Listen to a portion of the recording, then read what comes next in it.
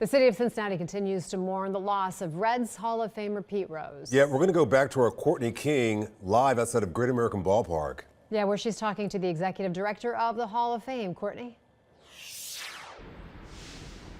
Yeah, Trisha Rob, I'm joined by Rick Walls, who is the executive director of the Reds Hall of Fame. Thanks for speaking with us. What was it like to get that phone call today to find out that Pete Rose had passed? You know, I was driving and I got a call. They said, "Is this true?" And we had to start trying to figure out. I knew somebody that would know. I was able to confirm it, and he passed earlier today.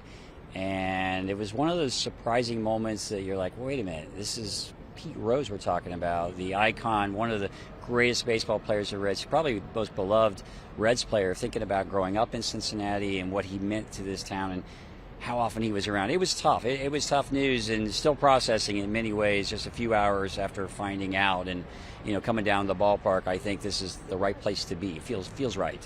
Yeah, and it does feel a bit emotional here with all the fans that have come out, put roses on his statue.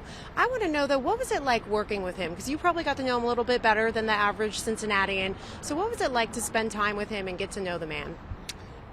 It was interesting in the fact that he was behind the scenes such a good guy to us. He certainly enjoyed the spotlight, and he wanted to help us out all the time. So if he's here for induction or number retirement or the statue ceremony, behind the scenes, he was always asking on what he could do to make it better. And he wanted the Hall of Fame, in our case, or the Reds, to benefit from it, even though we were there honoring him. So he kind of was selfless in that way with us. And I know he always got something out of it. He enjoyed meeting with the fans. He enjoyed the autographs, the interactions, talking baseball, hearing fans say, "I was at that game when you did this." And, you know, a lot of people were at that 41-92 game when he broke Ty Cobb's record.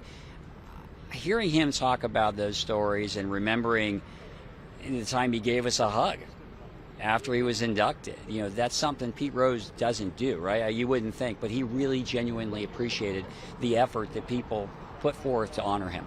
And you mentioned being here at the ballpark tonight just feels right. What do you think of all this? All the fans that showed up, people were taking selfies with the statue, putting roses, people brought jerseys. I mean, someone said they were at dinner, found out, immediately left, went and got some flowers to come here tonight. I mean, does it surprise you? How do you feel about the fans showing up tonight? It doesn't surprise me a bit. It doesn't. I've seen people come out for Pete time and time again. You would think that everybody already had met him or had an autograph because he's been around for that much. And it amazes me to some degree how he always brings out a crowd. And I think people here in Cincinnati adore the way he played the game.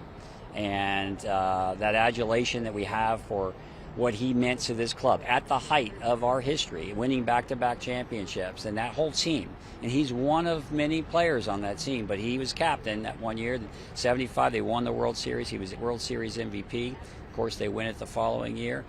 It does not surprise me that people have come down here and want to pay their respects to the guy that really helped make Cincinnati baseball what it is today. All right, thank you so much, Rick, for spending time with us and talking with us about Pete Rose. But we're going to send back to Rob and Trisha right now. Thank you.